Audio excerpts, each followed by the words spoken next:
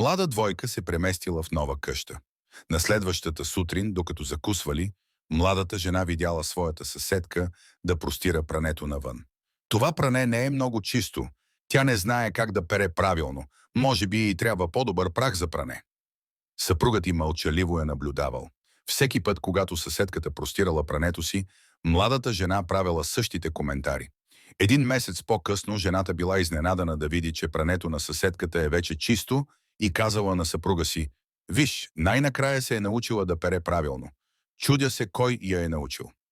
Съпругът отговорил: «Станах рано тази сутрин и изчистих нашите прозорци». Така е и в живота. Това, което виждаме, докато наблюдаваме другите, зависи от чистотата на прозореца, през който гледаме.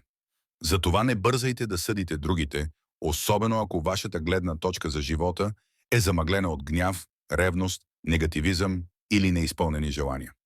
Да съдиш човек не определя кой е той. Определя кой си ти. Ако не следваш истинския хъсъл, вероятно никога повече няма да ни видиш. Ако го правиш, тогава поздравления. Растеш всеки ден.